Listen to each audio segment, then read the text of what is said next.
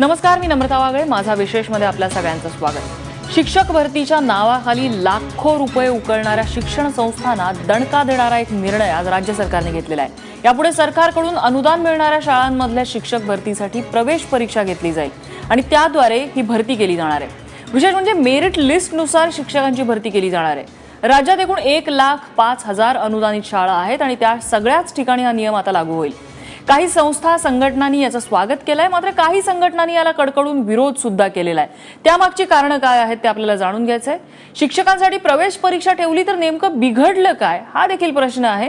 आणि शिक्षक भरतीमधली खाबुगिरी या निर्णयानंतर तरी कमी होईल का, हा देखील प्रश्न आहे. याच विषयी आपल्याला आज चर्चा करायची आहे. त्यासाठी माझ्यासोबत स्टुडिओमध्ये आहेत शिक्षक परिषदेचे मुंबई अध्यक्ष अनिल बोरनारे, त्याचबरोबर भाजपचे आमदार संजय केळकर ठाण्याहून या सभेमध्ये सहभागी होत आहेत. डीएड विद्यार्थी संघटनेचे अध्यक्ष संतोष मगर आपले विचार मांडतील. त्याचबरोबर महाराष्ट्र राज्य शिक्षण संस्था महामंडळचे सरचिटणीस SP जवळकर हे देखील आपले विचार मांडणार आहेत. मला सुरुवातीलाच संतोष मगर यांच्याकडे जायचंय. या निर्णयावर आपली पहिली प्रतिक्रिया काय, संतोष मगर?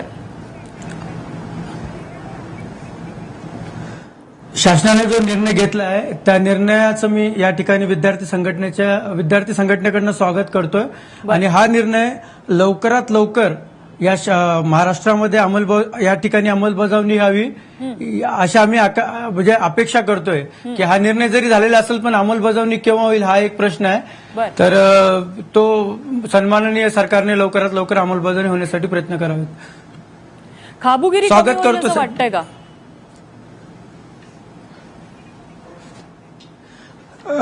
सध्या तरी असं वाटत नाहीये, कारण की 2000 म्हणजे आतापर्यंत 2010 पासून जे काही शिक्षक नियुक्त केलेले आहेत ते हॅलो बोला. 2013 नंतर जे शिक्षक नियुक्त केलेले आहेत त्यामध्ये टीईटी अपात्र शिक्षक यांनी नियुक्त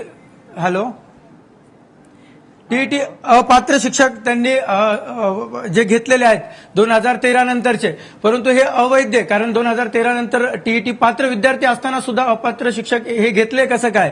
तर यानंतर सुद्धा शासन या निर्णयावरती कशा पद्धतीने अंमलबजावणी करते हे पहिलं बघणं महत्वाचं आहे. त्यांनी चांगल्या पद्धतीने जर नियोजन केलं आणि चांगल्या पद्धतीने जर परीक्षा या ठिकाणी MPSC प्रमाणे अंमलबजावणी केली तर नक्कीच या ठिकाणी खाबुगिरी म्हणजे भरतीला बसू शकते असं वाटतंय सध्या तरी. बरं, आपल्यासोबत SP जवळकर आहेत. जवळकर सर, तुमची पहिली प्रतिक्रिया काय याच्यावरती? ऐकू येतोय मला आवाज? चर्चेचा आवाज येतोय मला ऐकू? पारदर्शकता असली पाहिजे याच्यात माझं दुमत नाही, परंतु माझं असं म्हणणं आहे की डीएड बीएड विद्यार्थ्यांवरती हा पहिला हल्ला आहे. ग्रामीण भागातल्या गरीब घराण्यातले मुलं या ठिकाणी मुलं डीएड बीएड करतात. एखादा विद्यार्थी डॉक्टर झाला तर त्याला परत डॉक्टर होण्याच्या पात्रतेची परीक्षा आपण द्यायला लावत नाहीत. इंजिनियर असेल तर इंजिनियर असलेल्या त्याला दुसरी परीक्षा, त्याला इंजिनियरची पात्रता परीक्षा द्यावा लागत नाही. आणि इथं DTED झालेला म्हणजे डिप्लोमा इन टीचर्स एज्युकेशन असा त्याचा स्पष्ट अर्थ आहे. आणि म्हणून डबल परीक्षेच्या चरखामध्ये त्यांना घालून त्यांच्या नोकऱ्यापासून रोखवणं हेही बरोबर नाही. आणि सगळ्यात महत्वाचं म्हणजे भरतीचा अधिकार हा शिक्षण संस्था चालकाचा आहे, शिक्षण तज्ञ म्हणजे मॅनेजमेंटचा आहे. या संदर्भात 2005 साली ब्रह्म समाज व्हर्सेस वेस्ट बेंगाल यांच्या 11 जजेसच्या सुप्रीम कोर्टाच्या निर्णयानुसार की हा अधिकार संस्था चालकाचा आहे असं स्पष्ट म्हणलेलं आहे. आणि या निमित्ताने जर समजा एखादा अधिकार म्हणजे एखादा निर्णय सुप्रीम कोर्टाने लावलेला असेल 11 जजेसच्या फुल बेंचनी, तर तो सगळ्या राज्याला लागू असतो. आणि हा पायंडा चुकीचा आहे असं माझं स्पष्ट मत आहे. आणि याला कुठेतरी पायबंद घातला पाहिजे. आणि त्याचबरोबर लेखी परीक्षा जर शासन घेणार असेल त्यांना घेऊ देत, परंतु आमच्या महामंडळाचे अध्यक्ष विजय नवल पाटील यांनी पृथ्वीराज चव्हाण मुख्यमंत्री असताना त्यांना स्पष्ट सांगितलं होतं की अशी परीक्षा घेण्याला आमचा विरोध नाही, परंतु याच्यामध्ये अनेक अडचणी निर्माण होतात. माझं स्पष्ट मत आहे की हरियाणाचे मुख्यमंत्री ओमप्रकाश चौटाला यांनी हा प्रयत्न केला होता. आणि आज ते आणि त्याचा मुलगा आणि त्याच्याबरोबर 7 अधिकारी जेलमध्ये MPSC सारखी परीक्षा घेत असताना सुद्धा कर्णिक साहेब चेअरमन असताना त्यांनी एमपीएससीची काय वाट लावली हे आपल्याला माहित आहे आणि म्हणून संस्था चालकांचं जे पवित्र काम महाराष्ट्रामध्ये चालू आहे त्याच्यामध्ये हस्तक्षेप शासनाने करू नये असं बरं. माझं स्पष्ट मत आहे. पारदर्शकतेला माझा विरोध नाही, बरं. चांगल्या गोष्टी झाल्या पाहिजेत, ठीक आहे. परंतु या गोष्टी याच्यामध्ये खूप अडथळा आणू शकतात ठीक असं आहे. माझं स्पष्ट मत आहे. अनिल बोरनारे, या ठिकाणी पवित्र पारदर्शक काम सुरू आहे संस्था चालकांचं आणि ही जी नवी परीक्षा आहे ती यामध्ये अडचण आणू शकते, अनेक अडचणी किंबहुना आणू शकतात. पटतं तुम्हाला हे? नाही, राज्यातील जवळपास 3 ते 4 लाख बेरोजगार डीएड आणि बीएड धारकांच्या नोकरीच्या संदर्भातल्या आशा पल्लवित करणारा आजचा क्रांतिकारक असा निर्णय हा महाराष्ट्र शासनाने घेतलेला आहे. सर्वप्रथम मी महाराष्ट्र शासनाचे शालेय शिक्षण मंत्री विनोद तावडे यांचे सगळ्यांचे जाहीर आभार या ठिकाणी व्यक्त करतो आणि सरकारचं अभिनंदन करतो की मागील 10-12 वर्षापासून साधारणपणे आपण जर महाराष्ट्राचा विचार केला तर 1,05,000 आज मितीस या महाराष्ट्रामध्ये शाळा आहे. शाळामध्ये शिक्षक भरतीची एक प्रक्रिया असते आणि त्या प्रक्रियेनुसार शाळा व्यवस्थापनाने शिक्षण विभागाचं नाहरकत प्रमाणपत्र मिळवावं, बरं. ज्याला आपण एनओसी म्हणतो. जे रोस्टर आहेत हे रोस्टर पूर्ण करावं, त्यानंतर मुलाखत घ्यावी, संबंधित शिक्षकाचा एक आदर्श पाठ घ्यावा आणि त्याच्यानंतर स्थानिक समितीने निर्णय घ्यावा. बर, आज मला सांगा की किती व्यवस्थापन, आता काही अपवाद यामध्ये असेल, काही शिक्षण संस्था चालकांचा खरंच चांगला या ठिकाणी अपवाद आहे की जे खरंच म्हणजे रयत शिक्षण संस्था असेल, कर्मवीर भाऊराव पाटलांच्या शाळा असतील, या शाळांमध्ये नियम पाळले जातात किंबहुना या पलीकडेही. परंतु आज जर आपण विचार केला तर अक्षरशः बोली लावून 10-10, 12-12 लाख रुपये या ठिकाणी गरीब या शिक्षण क्षेत्रामध्ये नव्याने येणाऱ्या बर, या शिक्षकाकडून उकळले जातात, त्यांना फसवलं जाते. बर. या फसवण्यामध्ये केवळ शिक्षण अधिकारीच नाही आहे, संस्था चालक आहेत आणि अत्यंत शिक्षण व्यवस्थेला पोखरून टाकलेलं होतं. आता या शासन निर्णयामुळे या ठिकाणी शासन निर्णय शासनाने लगेच निर्गमित करावा. माझे मित्र जवळकर साहेबांनी या ठिकाणी सांगितलं बर, की त्यांनी हरियाणाचं उदाहरण दिलं. यामध्ये अडचणी येतातच, कुठलाही निर्णय घेत असताना राज्य शासनाला अडचणी येतील, बर. परंतु त्या चांगल्या निर्णयाच्या अडचणीवर जर आपण मात केली. जवळकरांनाच पटत नाहीयेत. एसपी जवळकर. हा, अनिलराव जे म्हणले ना ते मला पटतंय आणि ते बरोबर आहे. नंबर 1 ची गोष्ट जी आहे की रोस्टर कंप्लीट असल्याशिवाय कुठल्याही संस्थेला ते पद भरता येत नाही, कुठलाही शिक्षण अधिकारी महोदय त्यांना मान्यता देत नाही. बर. आणि दुसरी गोष्ट, पाठ घेतल्याशिवाय आणि त्यांचा रेकॉर्ड ठेवल्याशिवाय म्हणजे इंटरव्ह्यूला आलेल्या, मुलाखतीला आलेल्या सगळ्या कॅन्डिडेटचे उमेदवारांची नावं, त्यांची स्वाक्षरी घेतल्याशिवाय, ती यादी दिल्याशिवाय आणि मूळतः 2012 पासून भरती प्रक्रियेला बंदी आहे आणि त्याच्यामुळं ज्या जिल्हा परिषदेच्या शाळेमध्ये मी लहानपणी शिकलो त्या आमच्या जिल्हा परिषदेच्या शाळेची स्थिती आजही तशीच आहे. 1ली ते 7वी पर्यंतचे वर्ग आहेत आणि 2च शिक्षक आहेत. म्हणजे शासनाला भरती करणं गरजेचं असताना परत मध्ये परीक्षा किती वेळ लागणार, म्हणजे त्यामुळं येत्या जूनपासून विद्यार्थ्यांची किंवा पूर्वी सुद्धा 2 वर्षापासून भरती नसल्यामुळं खूप अडचणी आलेल्या आहेत.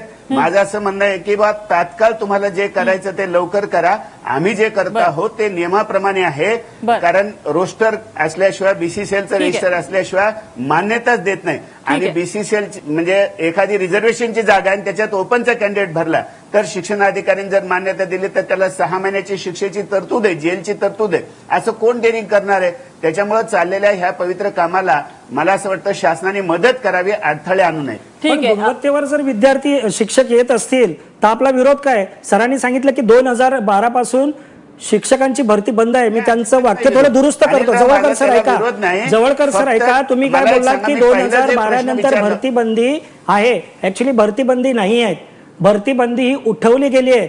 सन्माननीय न्यायालयाच्या आदेशानुसार 2012 नंतर देखील काही विषयाच्या संदर्भामध्ये सवलत दिलेली आहे, हे आपल्याला माहिती नसेल.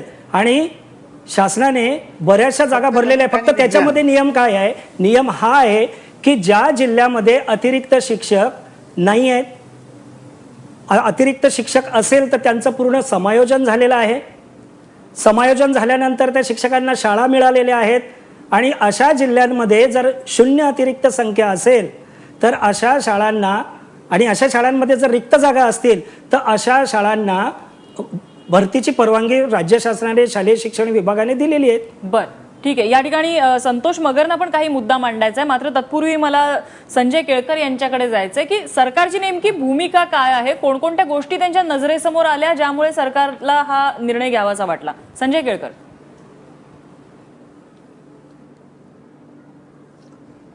नाही, सुरुवातीला मी महाराष्ट्र शासन आणि माननीय शिक्षण मंत्री विनोदजी तावडे यांचं मनापासून अभिनंदन करीन आणि महाराष्ट्राच्या जनतेला याचा निश्चितपणे आनंद झालेला आहे. विद्यार्थ्यांच्या पालकांना आनंद झालेला, कारण की हा एक ऐतिहासिक क्रांतिकारी निर्णय आहे.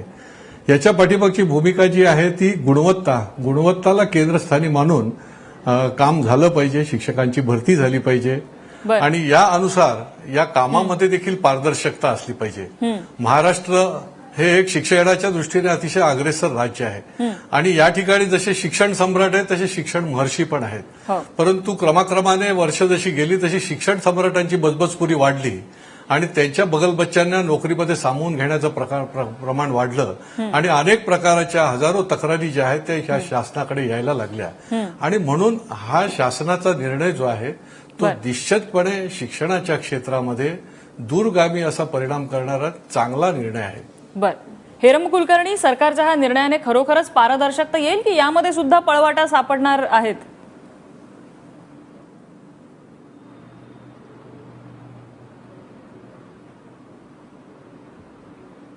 नाही, सध्या तरी संस्थाचालकांना नोटाबंदी करणाऱ्या या निर्णयाचं नम्रता आपण स्वागतच केलं पाहिजे. मी याच्याकडे थोडं सामाजिक नजरेने बघतो. आम्ही शालाबाह्य मुलांच्या संदर्भामध्ये वेगवेगळ्या वस्त्यांवर जातो, गरिबांच्या वस्त्यांमध्ये, आणि हमखास आम्ही असं म्हणतो की तुमच्या मुलाला शिकवा म्हणजे तुमच्या मुलाला नोकरी लागेल. तर त्या गर्दीतला हमखास एखादा शिकलेला तरुण पुढे येतो आणि असं म्हणतो मी झालो डीएड, मी झालो ग्रॅज्युएट, काय उपयोग आहे, नोकरीला 5 लाख मागतात, 10 लाख मागतात. मला याच्यातली सामाजिक बाजू ही वाटते की गरीब कुटुंबांचा आपल्या मुलाला सरकारी नोकरी लागू शकेल याच्यावरचा विश्वासच मधल्या काळात उडाला होता. शिक्षणातून वर्ग बदलण्याची जी प्रक्रिया घडायला पाहिजे होती ती घडण्याचंच या ठिकाणी थांबलं होतं आणि म्हणून शालाबाह्य मुलांच्या प्रश्नावरून शिक्षण मंत्र्यांवर आम्ही कितीही नाराज असलो तरी या निर्णयाच्या आम्ही भक्कम पाठीशी उभे आहोत आणि शिक्षण क्षेत्रातला कार्यकर्ता म्हणून मी याचं स्वागत करतो. तू असं विचारलं की आज पारदर्शकता येईल का? मला असं वाटतं की त्याच्या संदर्भामध्ये आपल्याला परीक्षेच्या बद्दल कठोर निर्णय घ्यावे लागतील. पण मी ग्रामीण भागामध्ये काम करतो आणि तिथलं वास्तव मी सांगतो की आज या प्रक्रियेमध्ये इतकी मोठी अपारदर्शकता आहे की संस्था चालकांची जात आणि त्या संस्थेत काम करणाऱ्या शिक्षकांची जात ही बऱ्याचदा सारखी असते. हा काय योगायोग आहे का? संस्था चालकांचा डीएनए आणि त्याच्या शिक्षकांचा डीएनए म्हणजे नातेवाईक असणं हा काय योगायोग आहे का? याच्या पुढे जाऊन सांगतो की माझ्या मुलीशी लग्न कर, तुला हुंडा म्हणून नोकरी देतो, अशा प्रकारे महाराष्ट्रात घडलेत. राजकीय चित्र तितकं भयंकर आहे की आमदार किंवा वेगवेगळ्या लोकांच्या ज्या संस्था आहेत त्या असं म्हणतात की या भागातून आपल्याला कमी मतं पडली मग या गावातला मुलगा आपण नोकरीला घेऊ म्हणजे त्या गावात आपल्याला जाता येईल. दुसरा मुद्दा केळकरांनी जो मांडला, केळकर असं म्हणाले की गुणवत्तेसाठी हा निर्णय महत्वाचा. याचं कारण असं की आज शिक्षण क्षेत्रामधल्या गुणवत्तेसाठी तुम्हाला शिक्षकाकडे जावं लागतं. शाळा आहे शिक्षणने मी हे पुस्तक लिहिलं, त्या पुस्तकाच्या कव्हरवर 981/9 गणित न सोडवणारे शिक्षकाचं चित्र आम्ही छापलंय. सगळ्यात महत्वाची गोष्ट अशी की आज महाराष्ट्रातल्या शिक्षण संस्थांमध्ये विषयनिहाय शिक्षकच भरले नाहीत.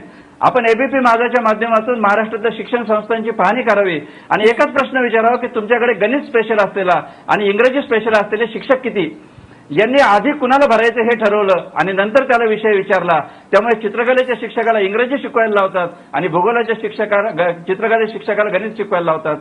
अशा प्रकारची गंभीर स्थिती आज महाराष्ट्रातल्या शिक्षण क्षेत्रामध्ये झाली आणि म्हणून आम्ही सगळ्या गोष्टींना हात लावला पण शिक्षकाच्या भरतीला हात लावला नव्हता. म्हणून पहिलीपासून इंग्रजीसाठी जसं रामकृष्ण मोरे लक्षात राहतील तसं या निर्णयासाठी हे सरकार नक्कीच लक्षात राहील. म्हणून आम्ही खुल्या दिलाने या निर्णयाचं स्वागत करतो. नक्कीच हेरंब कुलकर्णीने अनेक गंभीर प्रसंग आपल्यासमोर मांडलेले आहेत. अशा घटना घडत असतात. मला वाटतं संतोष मगर त्यांच्या सहकार्याबरोबर असे अनेक प्रसंग घडलेले असतील. तुम्ही तुमचे काही अनुभव शेअर करू शकता का?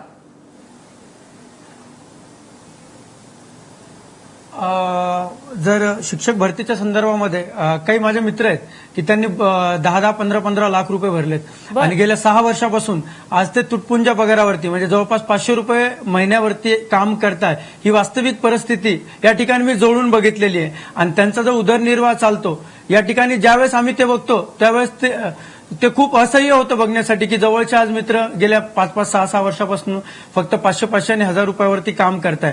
आणि बोरमारे सरांनी एक मुद्दा म्हटला होता की 2012 नंतर जी भरती आहे ती उठवलेली नाहीये. काही शिक्षक जे आहेत, विज्ञानचे शिक्षक असतील, गणिताचे शिक्षक आहेत, ते भरलेले आहेत या ठिकाणी. पण 2013 ते 2016 या दरम्यान जे शिक्षक भरलेले आहेत तर ते शिक्षक टीईटी अपात्र आहेत. 2010चा जर निर्णय बघितला सेंट्रल गव्हर्नमेंट सर्वोच्च न्यायालयाचा, यामध्ये दिलेलं आहे की शिक्षक टीईटी उत्तीर्ण असायला हवा किंवा सीटीईटी उत्तीर्ण असायला हवा. पण 2013 ते 16 मध्ये जे शिक्षक भरलेले होते त्यामध्ये किती शिक्षक टीईटी उत्तीर्ण आहेत हे सुद्धा बघणं त्या दृष्टीनं गरजेचं आहे.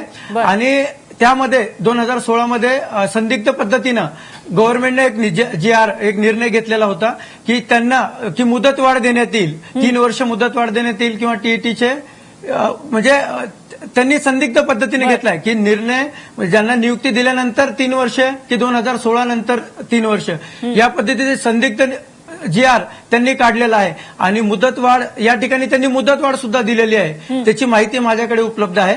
आणि त्याची जी मुदतवाढ देण्याची टीईटी पात्रसाठी मुदतवाढ देण्याचा अधिकार हा फक्त सेंट्रल गव्हर्नमेंटला आहे. परंतु हा जो निर्णय आहे तो राज्य शासनाने या ठिकाणी घेतलेला आहे, तो बेकायदेशीर निर्णय आहे. तर हे जे 12 ते 15 हजार शिक्षक या ठिकाणी आहेत ते बेकायदेशीर भरलेले आहेत. तर सर्वप्रथम एबीपी शासनाने याच्यावरती त्या संबंधित अधिकाऱ्यावरती कारवाई करायला हवी. आणि आज आपण म्हणतो की अतिरिक्त शिक्षक आहेत. मला हा प्रश्न विचारायचा आहे की माझ्याकडे बरीचशी माहिती आहे की जी माहिती मी या ठिकाणी घेतली ती खासगी संस्थेमधले शिक्षक अतिरिक्त आहेत आणि त्यांचं समायोजन हे जिल्हा परिषद शाळेमध्ये करण्यात आलेले आहे. जवळपास हजारो शिक्षकांचं समायोजन हे त्यांनी जिल्हा परिषदमध्ये केलेलं आहे. 2014 आणि 14चा जे अध्यादेश आहे माझ्याकडे याची माहिती आहे.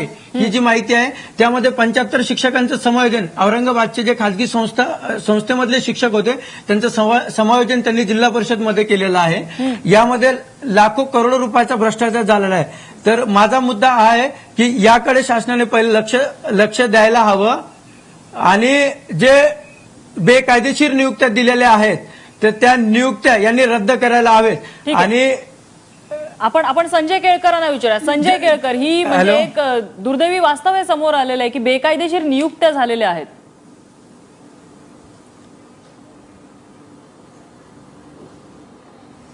नाही, या नियुक्त्यांची जोपर्यंत पडताळून बघत नाही तोपर्यंत याच्यावर निर्णय घेणं काही सोपं नाही.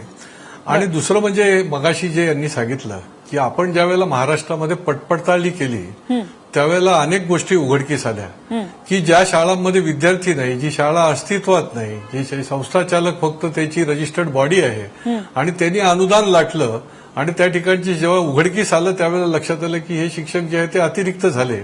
आणि त्याच्यामुळे गेल्या अनेक वर्षापासून जे काही घडत गेलं त्यामुळे हा सगळं साचत आलेलं आहे. त्याच्यावर निश्चितपणे निर्णय जो आहे तो घेणं गरजेचं आहे आणि ते शासन देखील निर्णय घेणारच आहे, ते निश्चितपणे घेतीलच. नक्कीच. एक छोट्याशा ब्रेकची वेळ झालेली आहे. शिक्षकांची भरती हा अत्यंत महत्वाचा मुद्दा आहे कारण हेच शिक्षक आपल्या देशाची पिढी घडवत असतात. मात्र एक मुद्दा या चर्चेमध्ये आला तो म्हणजे जवळकरांनी तो मुद्दा मांडला होता की दुबार परीक्षा का या विद्यार्थ्यांना द्यावी लागणार आहे.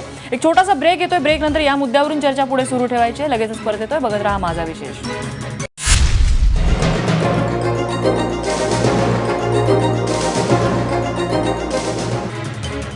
ब्रेकनंतर आपलं स्वागत. आपण पाहताय माझा विशेष. आपली चर्चा सुरू आहे. आज शासनाने जो निर्णय घेतलेला आहे एंट्रन्स टेस्टचा शिक्षक भरतीसाठी, त्यामुळे या क्षेत्रातली खाबुगिरी आता कमी होणार आहे का? ब्रेकपूर्वी जवळकर यांनी एक मुद्दा मांडलेला होता की या एंट्रन्स परीक्षेमुळे विद्यार्थ्यांना दोनदा कुठेतरी टेस्ट द्याव्या लागणार आहेत. मग त्यांच्यावरतीच हा अन्याय का? आपण सगळ्यांदा जाऊया विद्यार्थ्यांचे प्रतिनिधी आहेत संतोष मगर यांच्याकडे. संतोष मगर, तुम्हाला किंवा तुमच्या विद्यार्थी प्रतिनिधींना किंवा कोणाही विद्यार्थ्याला दुसऱ्यांदा परीक्षा द्यायला काही प्रॉब्लेम आहे का?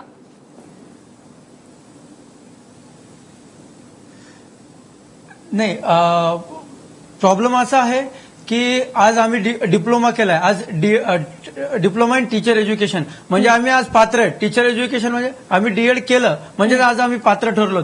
आणि डीएड पात्रता आम्हाला परत एकदा सिद्ध करावी लागते. हे कोणालाही योग्य वाटणार नाही. आज एमबीबीएस झालेला असेल तर परत त्याला असं म्हटलं की तुम्ही एमबीबीएसची परत पात्रता परीक्षा द्या तर हे चुकीचं आहे. आणि ही जी टीईटी परीक्षा आज यांनी म्हणजे आम्हाला लावलेली आहे ही पूर्णपणे चुकीची आहे. कारण ऑलरेडी आम्ही डीएड करून बीएड करून पात्र झालेलो मुलं असताना सुद्धा शिक्षक पात्रता परीक्षा जे घेत आहे ही पूर्णपणे चुकीची आहे. आणि अजून एक त्यामध्ये मुद्दा आहे की जे शिक्षक टीईटी जे आम्हाला त्यांनी लावलेली आहे त्यामध्ये 7 वर्षाची व्हॅलिडिटी दिलेली आहे. म्हणजे जर तुम्ही टीईटी पास झाल्यानंतर 7 वर्षामध्ये क्वालिफाय होऊ शकता सीईटी साठी. पण हे सुद्धा चुकीचं आहे की कुठल्याही एक्झामला व्हॅलिडिटी नसते परंतु टीईटी साठी व्हॅलिडिटी का, हा एक मुद्दा आहे की तो मुद्दा या ठिकाणी मी उपस्थित करू शकतो. आणि या ठिकाणी जे सरकारचे प्रतिनिधी आहेत माननीय आमदार साहेब यांनाही माझा तो मुद्दा आहे की त्यांनी हा मुद्दा शिक्षण मंत्री साहेबांपर्यंत आपण सुद्धा मांडावा. बर, कारण आम्ही टीचर म्हणजे टीईटी झाल्यानंतर सुद्धा व्हॅलिडिटी 7 वर्षाची का असायला हवी याला. बर, मला एक माझा एक साधा प्रश्न आहे. खरोखर आज माझे बरेचसे डीएड बोला, जवळकर बोला. आता संतोषनी मांडलेला मुद्दा अतिशय योग्य आहे. सकाळपासून मी कारण मुलांशी चर्चा केली, ते म्हणाले की बाबा आम्ही डीएड झालो, बीएड झालो आणि आता परत पुन्हा परीक्षा कशासाठी आम्हाला, आणि ह्या परीक्षा आम्हाला नको आहेत. कारण माझे बरेचसे मित्र, तरुण मित्र डीएड बीएड झालेले आहेत. त्यांच्या संघटनेमध्ये सुद्धा मी वावरतो आणि त्यांच्यामध्ये सुद्धा एक भीतीचं वातावरण आहे की बा आता परत पुन्हा परीक्षा द्यावी लागणार, परत तिचा निकाल 3%, 2%, गेल्या 2-4 वर्षाचा निकाल जर पाहिला तर तसाच आहे.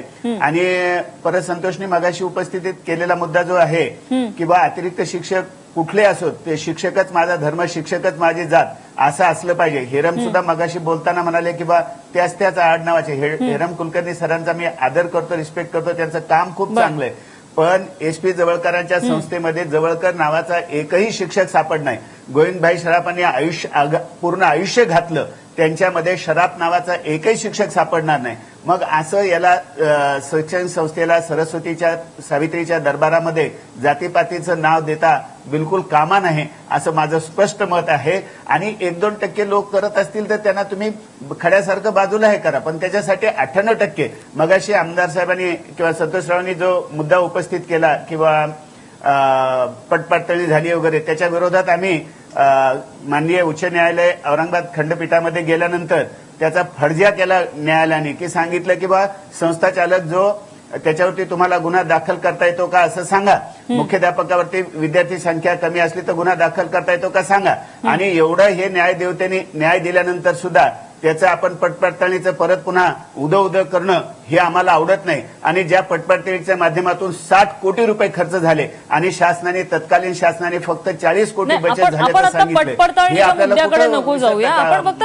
शिक्षक भरतीपुरतं मर्यादित ठेवूया. आता मगाशी त्यांनी पटपडताळणीचा भरतीपुरतच आपण हे करूयात. माझं स्पष्ट मत आहे की तुम्हाला जेही शिक्षक भरायचे ते पटपट भरा, कारण विद्यार्थ्यांचं नुकसान होऊ लागलंय. शैक्षणिक वर्ष जवळ आलेलं आहे आणि 1 ते 7 वर्ग आहेत. जगातला पीटीआर रेशिओ बघा ना, आपला महाराष्ट्रातला पीटीआर रेशिओ बघा. 1ली ते 5वी पर्यंत एका 30 विद्यार्थ्याच्या पाठीमागे एक शिक्षक. त्याच्यातला थोडा एक जरी कमी झाला तर त्याला माझा एक साधा प्रश्न आहे जवळकर तुम्हालाही आणि संतोष मगर या दोघांनाही. माझा एक साधा प्रश्न आहे. आपण एक उदाहरण घेऊया. एक इंजिनियर आहे, 12वी नंतर तो एंट्रन्स टेस्ट देतो, कॉमन एंट्रन्स टेस्ट त्याची जी असते ती 4 वर्ष इंजिनिअरिंगचं शिक्षण घेतो. एखाद्या कंपनीमध्ये ज्या वेळेला तो नोकरी मागण्यासाठी जातो त्यावेळेला त्याची 3 लेयर्समध्ये परीक्षा होते. त्याची टेक्निकल टेस्ट होते, त्याचा HR राऊंडचा इंटरव्ह्यू होतो, त्यानंतर कोणती कंपनीचा त्यांचा मालक असेल त्याच्यामध्ये त्याचा इंटरव्ह्यू होतो. तर ह्या कंपन्यांमध्ये असं होतं. इनफॅक्ट ते कशाला, आम्ही पत्रकार ज्या वेळेला आमच्या पत्रकारितेची एंट्रन्स टेस्ट देतो, तो आमचा कोर्स करतो, डिप्लोमाच केलेला आहे, काही लोक डिग्री केलेली आहेत. आम्ही ज्या वेळेला एखाद्या टीव्ही चॅनलमध्ये किंवा न्यूजपेपरमध्ये जॉब मागण्यासाठी जातो, आमची रिटर्न टेस्ट होते, आमचा इंटरव्ह्यू होतो.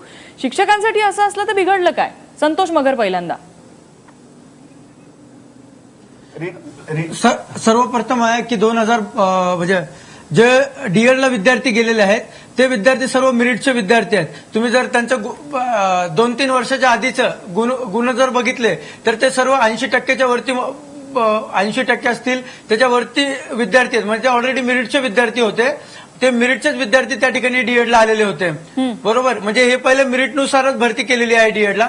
आणि त्यानंतर टीईटी असेल, टीईटी पहिले तर मेरिटनुसार येणं, डीएड करणं, डिप्लोमा कंप्लीट करणं 2.5 वर्षाचा, त्या ठिकाणी पात्र होणं. त्यानंतर टीईटी टीचर एलिजिबिलिटी टेस्ट पात्र झाल्यानंतर परत कॉमन एंट्रन्स टेस्ट ही जी आहे ती परीक्षा पास होणं. मला हे विचारायचंय की जर शिक्षकांना एवढ्या पद्धतीनं परीक्षा 3-3 लेवलच्या परीक्षा या ठिकाणी घेतल्या जातात तर त्यांचं जे मानधन आहे ते मानधन आपण बघितलं 3,000 आणि 6,000 शिक्षण सेवकाचं मानधन आहे. आणि एमपीएससीच्या मार्फत जर एखादा अधिकारी होत असेल तर तुम्ही त्याचं मानधन बघा, त्याला मिळणारा मान सन्मान बघा, आणि आज शिक्षकांचा मान सन्मान बघा. तुम्ही जो मान सन्मान आम्हाला जर मिळत असेल त्यानंतर जे पेमेंट आहे त्या पद्धतीचं जर पेमेंट आम्हाला मिळत असेल आणि जो अधिकार क्लास 2 ची पोस्ट त्या ठिकाणी मिळते, परंतु शिक्षकाला एवढं महत्व दिलं जात नाही, बर तर ते जर मिळत असेल तर आम्हाला काही प्रॉब्लेम नाहीये. हेरंब कुलकर्णी, 2-2 पटतंय परीक्षा तुम्हाला द्यायला आम्ही टीईटी सुद्धा पात्र झालेलो आहेत, म्हणजे आम्ही याला सुद्धा विरोध केलेला नाही. नम्रता, तुम्ही जे म्हणलात ते बरोबर आहे बर. की तुम्हाला वेगवेगळ्या रिटर्न टेस्ट द्याव्या लागल्यात, हे कराव्या लागल्यात. हे लोक ऑलरेडी डीटीएड बीएड झालेले आहेत आणि त्याच्यानंतर परत पुन्हा मगाशी अनिल म्हणाले ते बरोबर आहे की बाबा त्याचा पाठ बघितला जातो, त्याची ओरल टेस्ट घेतली जाते, त्याचं स्टुडंट टीचर्स रिलेशनशिप कशी राहील ती जेच केली जाते. अनेक प्रक्रिया बघूनच शिक्षण संस्था चालक हे करतात. वेगळं काही क्वालिफिकेशन असं मागत नाही त्यांच्याकडनं. आणि म्हणूनच महाराष्ट्रामधलं 70% शिक्षण 30% असलेल्या खाजगी शिक्षण संस्था करतात. आणि म्हणून जे चाललेलं आहे त्याच्यामध्ये व्यत्यय आणू नये, फक्त भरती प्रक्रियेला लवकर परवानगी द्यावी. आणि त्याच्यासाठी माननीय राजेंद्र दर्डा साहेब शिक्षण मंत्री असताना त्यांनी जर समजा प्राथमिक शिक्षक भरायचं असेल तर सीओच्या अधिकाराखाली अध्यक्षतेखाली एक समिती गठीत केलेली होती आणि ते सगळं पाहूनच ते सगळं परवानगी देत असत. आणि म्हणूनच गणित आणि विज्ञानाच्या शिक्षकाच्या तशा भरती. परंतु त्या गणित आणि विज्ञानाला जेवढं महत्व आहे मग भाषेला महत्व नाही का, त्याच्यानंतर सोशल स्टडीजला महत्व नाही का, त्याही शिक्षकांच्या जागा रिक्त आहेत.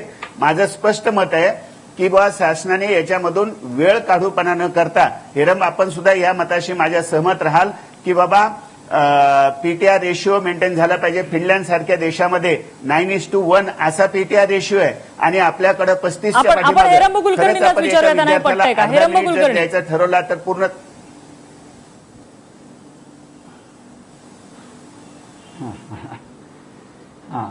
नाही. जवळकरांच्या एका मुद्द्याशी मी सहमत आहे की अगोदरच खूप उशीर झालेला आहे, शाळांवर जागा रिक्त आहेत, तेव्हा शिक्षण मंत्र्यांनी ही सारी प्रक्रिया या 2 महिन्यामध्ये पूर्ण होईल, 1 महिन्यामध्ये पूर्ण होईल असं अभिवचन द्यावं. परंतु दुसरं जे जवळकर म्हणतायत किंवा 2% शिक्षण संस्था असं काहीतरी करत असतील आणि 98%, तर तिथं माझं मतभेद आहे. माझं असं म्हणणं आहे की 2% किंवा 5-10% लोक अतिशय चांगलं काम करतायत आणि उरलेल्या ठिकाणी इतकी गंभीर परिस्थिती आहे. मी तुम्हाला रेट सांगतो की आज माध्यमिक शिक्षणामध्ये किमान 10 ते 12 लाख रुपये घेतले जातात. ज्युनियर कॉलेजला शिक्षक भरताना किमान 15 लाखाच्या आसपास रक्कम घेतली जाते आणि सिनियर कॉलेजचा रेट आज 25 लाखापर्यंत गेलात. आमच्यासारखे काही शिक्षक पैसे न देता या व्यवस्थेमध्ये आलेत.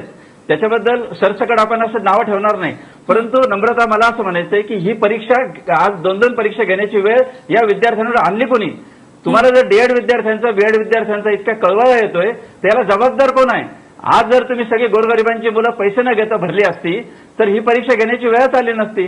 आणि तू जसं उदाहरण दिलं की पत्रकारिता किंवा या प्रकारच्या ऍप्टिट्यूड टेस्ट घेतल्या जातात, आज जेईईच्या परीक्षेला काय विरोध करत नाही तुम्ही किंवा सीईटीच्या परीक्षेला काय विरोध करत नाही? याचं कारण असं की 12वीच्या परीक्षेवर कुणाचाही भरोसा राहिलेला नाही, शासनाचाही भरोसा राहिलेला नाही.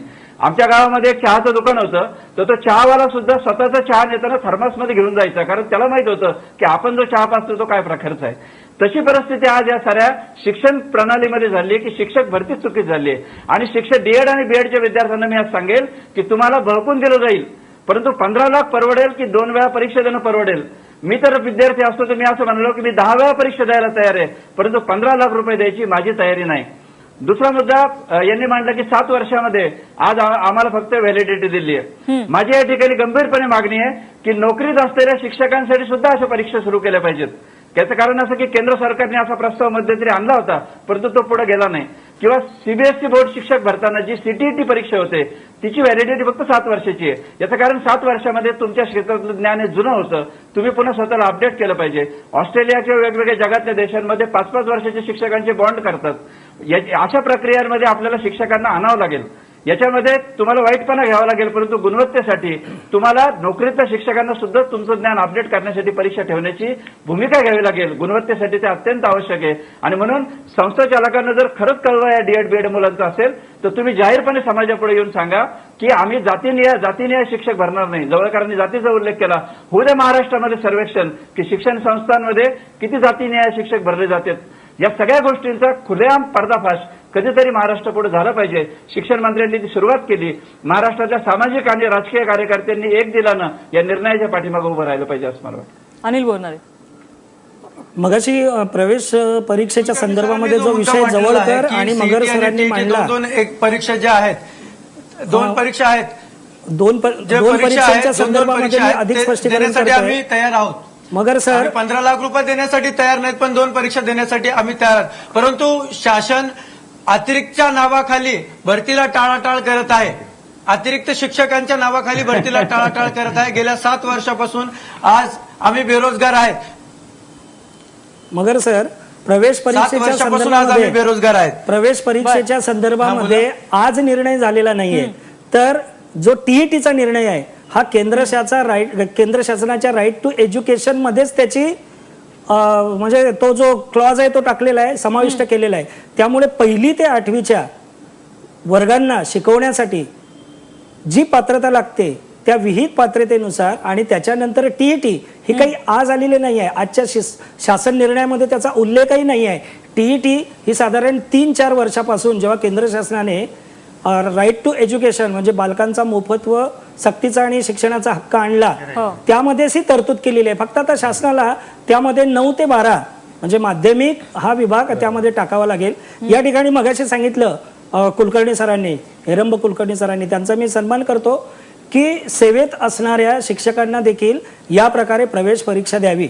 सर, भोपाळची जी एनसीटी आहे आणि ज्याचे रूल्स आपण सगळेजण फॉलो करतो, आमच्या शिक्षक संघटनेने या संदर्भामध्ये जी चूक आहे ही शासनाच्या निदर्शनास आणून दिली होती.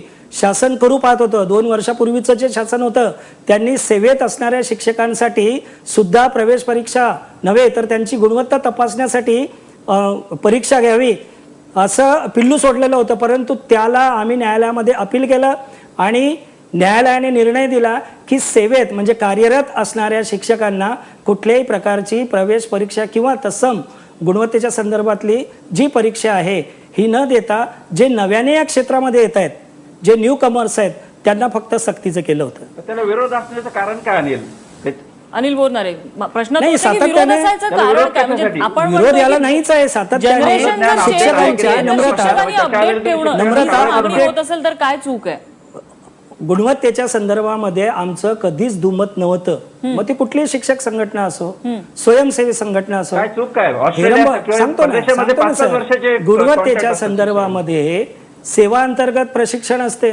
त्यानंतर प्रगत शैक्षणिक महाराष्ट्र बहुचर्चित आला आणि त्याच्यामध्ये जिल्हा परिषदेच्या शाळा, खासगी माध्यमिक शाळा 1 वर्षामध्ये शिक्षकांनी चित्र पालटून दाखवलं. नम्रता, लोक सहभागातून जवळपास 250 कोटी शाळांचा कायापालट म्हणजे लोकसहभागातून कॉर्पोरेट सोशल रिस्पॉन्सिबिलिटी या योजनेअंतर्गत शासनाला पैसे मिळवून दिले. शासनाला नव्हे तर त्या खासगी शाळांना. त्यामध्ये असं आहे की हे खूप निश लेवल, खूप छोट्या लेवलवरती हे तर होतंय. प्रगत शैक्षणिक महाराष्ट्र आता माध्यमिक स्तरावर सुद्धा येतोय आणि त्याच्यामध्ये गुणवत्तेच्या संदर्भामध्ये सातत्याने उपक्रम हे घेतच असतात. विषय संघटना असेल, मराठीच्या संदर्भामध्ये असेल, गणिताच्या संदर्भामध्ये असेल, विज्ञानाच्या संदर्भामध्ये मराठी विज्ञान परिषद ही सातत्याने कार्यशाळा घेतच असते. त्यामुळे सेवेत असणाऱ्यांना हा निर्णय लागू होऊ शकत नाही. कुलकर्णी सर, हेरम कुलकर्णी, सातत्याने अपडेट शिक्षक असतातच. आज 40,000च्या वर या राज्यामध्ये तंत्रस्नेही शिक्षकांनी स्वतःहून घोषणा केली आहे की आम्ही तंत्रस्नेही आहोत आणि खूप चांगलं कार्य करतायत शिक्षक. आणि याचा परिणाम सर तुम्हाला देखील माहिती आहे. तुम्हाला देखील माहिती आहे की राज्यातले नम्रता 10,000 विद्यार्थी हे इंग्रजी माध्यमातल्या शाळांमधून जिल्हा परिषदेच्या शाळांमध्ये आले. मग त्या शिक्षकांना प्रवेश परीक्षा घेण्याची गरज काय? हेरम कुलकर्णी, अरे अनिल मला त्याच्याबद्दल फक्त एवढंच म्हणायचंय की त्याच्या आधारे शिक्षकांवर कारवाई काहीच करू नका, कुणाला नोकरीतूनही काढू नका. पण दरवर्षी आम्ही जे इन्क्रीमेंट घेतो शासनाकडून ते इन्क्रीमेंट घेताना एक अपडेट करण्याची एक परीक्षा जर तुम्ही शिक्षकांसाठी ठेवली तर त्याच्यातून माणसाचा स्वभाव कसा असतो की तो स्थितीवादी असतो. मला जर कोणी विचारलंच नाही तर मी वर्षानुवर्ष तीच उदाहरणं दिली जातो. आजही महाराष्ट्रातल्या कोणत्याही शाळेमध्ये चेंज द वाईज शिकवताना राम इट्स ए मँगो वगैरे अशीच उदाहरणं दिली जातात की नाही. तेव्हा जग ज्या वेगाने बदलतंय ते अपडेट ठेवण्यासाठी आपल्याला अशा पद्धतीच्या परीक्षा असल्या पाहिजेत असं मला प्रामाणिकपणे त्या update महत्त्वाचा मुद्दा हेरम कुलकर्णी दुसरा भाग मला या ठिकाणी नम्रता या ठिकाणी मांडलेला आहे. वेगवेगळ्या प्रकारच्या कार्यशाळा होत आहेत. ब्रिटिश काउन्सिलच्या माध्यमातून कुलकर्णी साहेब, ब्रिटिश काउन्सिलच्या माध्यमातून इंग्रजीच्या संदर्भामध्ये अनेक चांगले उपक्रम राज्यातले शिक्षक करत ठिकाणी- आहेत. शिक्षण विभाग त्याला प्रशस्ती पत्र देते आहेत. नाही, हा एक सन्मान महत्त्वाचा केला मुद्दा जातोय. आहे. आपल्याला ते सगळं मला थोडंसं माहिती जास्त आहे. आपण यावरती सन्माननीय चर्चा करूया. एक मुख्यमंत्र्यांनी छोट्याशा ब्रेकची वेळ झाली आहे. सन्माननीय अनिलजी, मी तुम्हाला वेळ देते. मुख्यमंत्र्यांनी एक छोट्याशा विधिमंडळामध्ये या शिक्षकांना नेलं होतं. एक छोट्याशा ब्रेकची वेळ झाली. ब्रेक नंतर आपण या मुद्द्यावरती सविस्तर चर्चा करायची. त्याचबरोबर या ठिकाणी एक महत्त्वाचा मुद्दा जो आला, जो संतोष मगर यांनी मांडला, बेरोजगारीचा, आणि हेरम कुलकर्णी यांनी सुद्धा एक मुद्दा मांडलेला आहे की शिक्षकांचे अप्रेझल, सॅलरी अप्रेझल करताना त्यांचा परफॉर्मन्स का बघितला जाऊ नये. महत्त्वाचा मुद्दा आहे. मला संजय केळकरांकडे ब्रेक नंतर या मुद्द्यावरून जायचंय. छोटासा ब्रेक, लगेचच परत येतोय.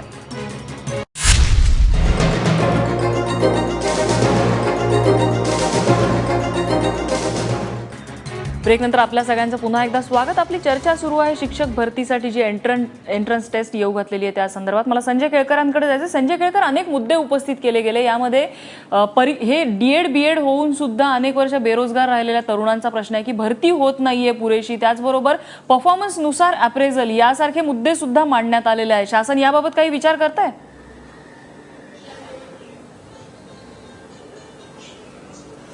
नाही, खरं म्हणजे शासनाने हा जो निर्णय घेतला आहे याचं सर्वदूर स्वागत झालेलं आहे आणि खरं म्हणजे स्वागत करायला पाहिजे. याच्यामध्ये किंतु परंतु करण्यात काही अर्थ नाही.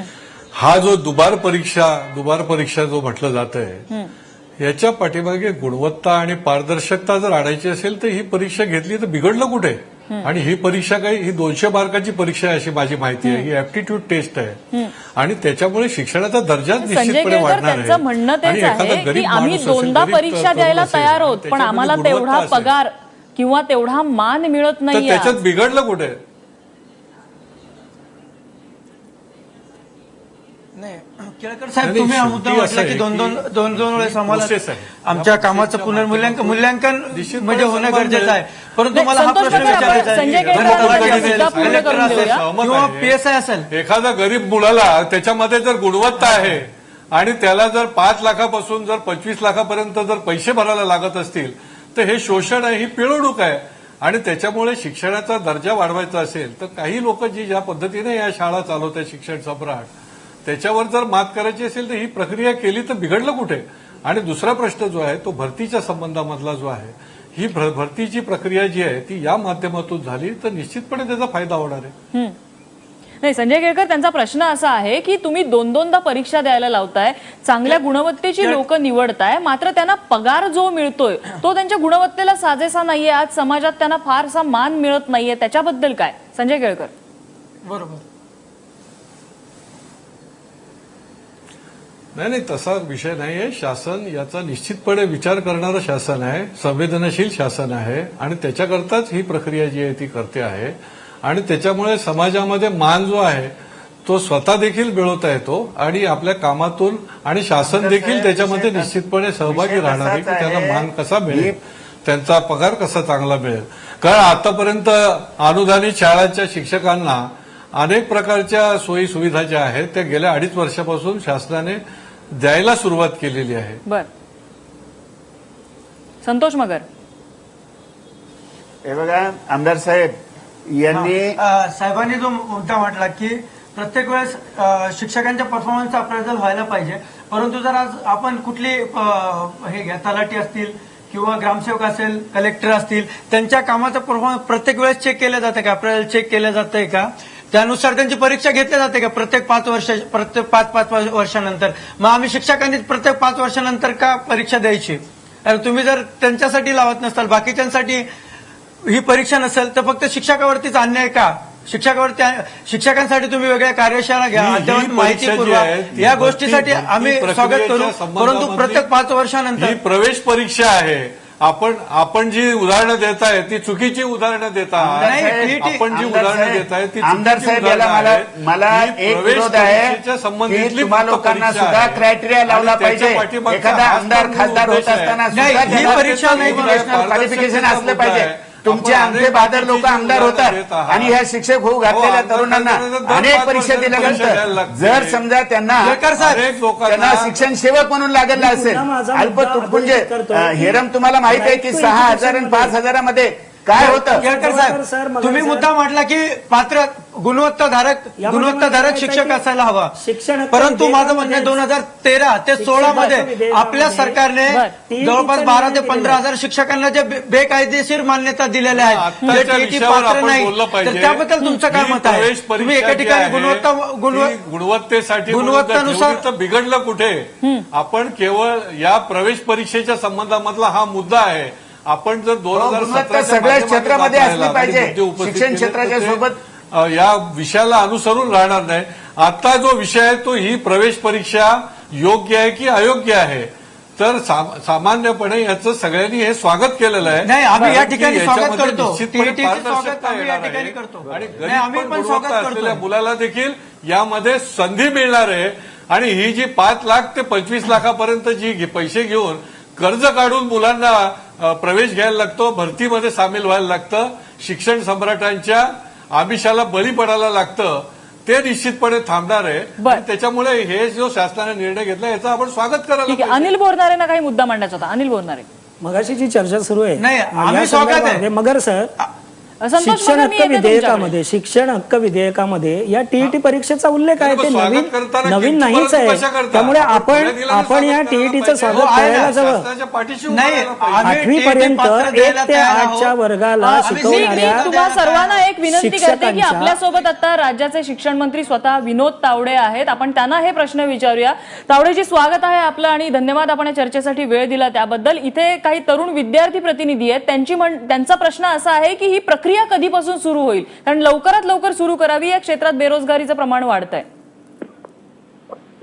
एक गोष्ट आहे की शिक्षक म्हणून जो नोकरीला लागतो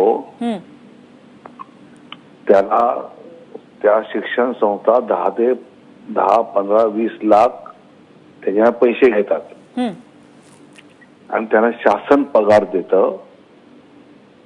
तर आम्ही हा निर्णय केला आहे की यापुढे गुणवत्तेवर विद्यार्थ्यांना शिक्षक मिळाला पाहिजे आणि त्यावेळी जे गुणवत्तेवरचे आहेत तेच त्यांना मिळालं पाहिजे. मला माहिती आहे की संस्थाचालक माझ्या विरोधात याच्या विषयात खूप जातील, बर, पण महाराष्ट्रामध्ये प्रत्येक विद्यार्थ्याला गुणवत्तापूर्ण शिक्षक मिळाला पाहिजे हा माझा आग्रह आहे. बर, आणि या निर्णयाचा मी ते केलेलं आहे आणि मला आशा आहे आणि खात्री आहे की महाराष्ट्र सामान्य माणूस माझ्या बरोबर राहील. कधीपासून या निर्णयाची अंमलबजावणी होणार आहे? या अगदी पुढच्या 1 महिन्यापासून ही अंमलबजावणी होईल. इथल्या एका विद्यार्थ्याने आणखीन एक प्रश्न विचारला की आम्हीच म्हणजे शिक्षण क्षेत्रात जे बीएड डीएड असे जे विद्यार्थी आहेत आम्हीच दुबार परीक्षा का द्यायची, आणि जर दुबार परीक्षा आहे तर तीही द्यायला आम्ही तयार आहोत, पण त्या बदल्यात मिळणारा पगार किंवा मान सन्मान हे त्या परीक्षां इतकं किंवा आमच्या गुणवत्ते इतकं नाहीये. शिक्षण सेवकांना आज जो पगार मिळतोय तो त्याबद्दल काय? पहिले 3 वर्ष शिक्षण सेवक असतात, त्यानंतर ते शिक्षक होतात आणि मग त्यांना 30,000, मग 25,000, मग 65,000 त्यांना पगार मिळतो. बर, बोला सर, आपला मुद्दा पूर्ण करा. हा, त्यामुळे जो शिक्षक पूर्ण 65,000 म्हणजे मी जवळजवळ महाराष्ट्र शासन प्रत्येक विद्यार्थ्यावर 90,000 रुपये खर्च करतं, बर, जो सामान्य माणसाच्या घामाच्या पैशातनं येतो.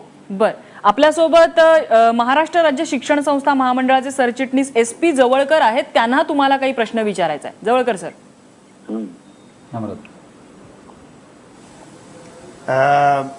मी तावडे साहेबांना अशी विनंती करतो की सर ही परीक्षा आपण जी आणली ती बरोबर आहे, फक्त माझं असं म्हणणं आहे की बा केंद्र म्हणजे सलग बोला, जवळकरजी सुप्रीम सलग बोला. कोर्टाने जो निर्णय दिलेला आहे की 2011 मध्ये जो निर्णय म्हणजे 11 जजेच्या सुप्रीम कोर्टाने जो निर्णय दिलेला होता 2005 मध्ये, त्याच्यात स्पष्ट म्हटलेलं आहे की नोकर भरतीमध्ये असो किंवा संस्थेच्या कामकाजामध्ये असो शासनाने कुठली हस्तक्षेप करू नये आणि ही केस सुप्रीम कोर्टाच्या निर्णयानुसार झालेली असताना 11 जजेच्या फुल बेंचनी झालेले असल्यामुळं हा निर्णय राज्यात म्हणजे देशातल्या सर्व राज्यामध्ये लागू आहे. असं असताना आपण एका अर्थाने आपल्याला असं वाटत नाही का की आपण संस्थेच्या कामामध्ये हस्तक्षेप करतो? तावडेजी, त्यांनी आणि पश्चिम परीक्षा बंगाल मधलं म्हणजे ब्राह्मो समाज वर्सेस वेस्ट त्याच्यामध्ये- बेंगॉल या केसचा दाखला दिलेला आहे आणि त्याबद्दल ते प्रश्न विचारतात. त्यांनी जो प्रश्न विचारलाय त्याच्यामध्ये आमचं एवढंच म्हणणं आहे की शासन ज्या शिक्षकांना पगार देणार तो सामान्य माणसाच्या टॅक्स मधला घामाच्या पैशातला आम्ही देतो आणि त्यामुळे तो पैसा गुणवत्तेवर लागला पाहिजे आहे. आमच्या लॉ ज्युडिशचं मत आहे की शासन ज्यांना वेतन देतं ते गुणवत्तेवर करण्याचा शासनाला अधिकार आहे. बर, आपल्याकडे डीएड विद्यार्थी संघटनेचे संतोष मगर सुद्धा आहेत, विद्यार्थी प्रतिनिधी आहेत, त्यांनाही तुम्हाला काही प्रश्न तावडे साहेब. विचारायचा आहे. तावडे साहेब, गेल्या 2 वर्षापासून आम्ही ऐकतोय की शिक्षक भरती होणार. आपण विधान परिषदेच्या निवडणुकीच्या आधी सुद्धा याचा उल्लेख केला होता की लवकरच शिक्षक भरती होईल. मला हा प्रश्न विचारायचा आहे की नेमकी शिक्षक भरती केव्हा होणार आहे? कारण आम्ही गेल्या 7 वर्षापासून याची आतुरतेने वाट बघत आहोत. तर तुम्ही आज या ठिकाणी सर्व विद्यार्थ्यांना एबीपी न्यूजच्या माध्यमातून सांगा की शिक्षक भरती होणार तरी केव्हा? ठीक आहे, तावडे सर. असं आहे की शिक्षक भरती ही आम्ही संच मान्यता आणि आता जे शिक्षक नोकरीमध्ये आहेत त्यांचं समायोजन केल्यानंतर सुमारे 12,000 नवीन शिक्षक आम्हाला भरायचे आहेत. तर ते शिक्षक यापुढे मी शिक्षण मंत्री आहे आणि यापुढे प्रत्येक शिक्षक गुणवत्तेवर मला बँकेत नाही मिळाली, मला सरकारमध्ये नाही मिळाली म्हणून मी शिक्षकांमध्ये येणार नाही. ज्याला शिक्षणाचं शिक्षक म्हणून पॅशन आहे, ज्याला शिक्षक व्हायची आवड आहे, ज्या शिक्षकाला समाज आदर करतो असे शिक्षक या राज्याचे शिक्षक होतील हे मी ठरवलंय. अनिल बोरनारे. नाही साहेब, प्रश्न असा आहे की शिक्षक भरती होणार केव्हा? तुम्ही त्या ठिकाणी उत्तर देण्यासाठी टाळाटाळ केलेली आहे. कारण शिक्षक भरती होणार केव्हा विनोद, हा मुद्दा आहे. आणि दुसरी गोष्ट आहे, तुम्ही जे अतिरिक्तच्या नावाखाली शिक्षक भरतीच्या माध्यमात टाळाटाळ करताय की अतिरिक्त शिक्षक आहेत. अतिरिक्त शिक्षक हे खासगी संस्थेमधले आहेत. जिल्हा ठीक आहे, परिषद ठीक आहे, मध्ये संतोष शिक्षक मगर, अतिरिक्त तुमचा नाहीत. प्रश्न लक्षात आला. याची तावडे माहिती सर. माझ्याकडे उपलब्ध आहे. बऱ्याचशा जिल्ह्याची माहिती तावडे सर. असं आहे, आम्ही संच मान्यता पूर्ण केली आहे, शिक्षक समायोजन केलेलं आहे. कारण जो शिक्षक नोकरीमध्ये आहे त्याला मी काढू शकत नाही. त्यानंतर जे नवीन शिक्षक भरायचे आहेत ते जूनच्या शेवटी आम्ही भरणार आहोत.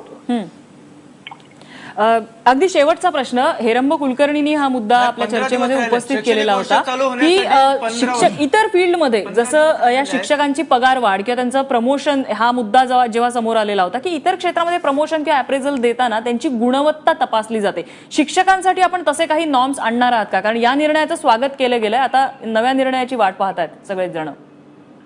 असं आहे, हा निर्णय मी अतिशय हिमतीने केलेला आहे.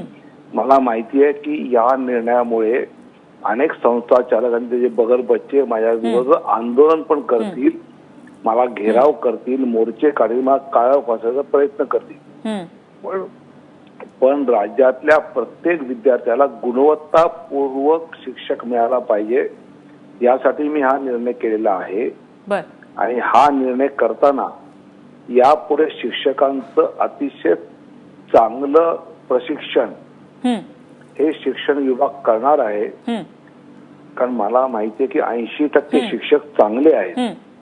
बदलत्या घडामोडीमुळे त्यांना अपग्रेड करण्याची गरज आहे. ते त्यांना अपग्रेड करण्याचं काम शिक्षण विभाग करणार आहे. विद्यार्थ्यांना चांगले शिक्षक मिळतील. धन्यवाद, तुम्ही एबीपी माझाशी बोललात, आपली प्रतिक्रिया दिली त्याबद्दल. त्यामुळे आपल्याला विश्वास तर दिलेला आहे, हा नवा निर्णय शिक्षण विभागाने घेतलेला आहे आणि सगळ्या क्षेत्रातनं त्याचं स्वागत होतंय, काही प्रमाणात विरोध सुद्धा होतोय. मात्र या विद्यार्थी प्रतिनिधींनी मांडलेला मुद्दा आहे की भरती सुरू कधी होणार, ती तेवढी लवकर सुरू व्हावी आणि हा जो नवा निर्णय आहे त्याची अंमलबजावणी सुद्धा तातडीने व्हावी एवढीच अपेक्षा आहे. या चर्चेसाठी आपल्याला सर्व मान्यवरांनी वेळ दिला त्याबद्दल त्यांचे आभार. माझा विशेषमध्ये इथेच थांबतो. बघत रहा एबीपी माझा.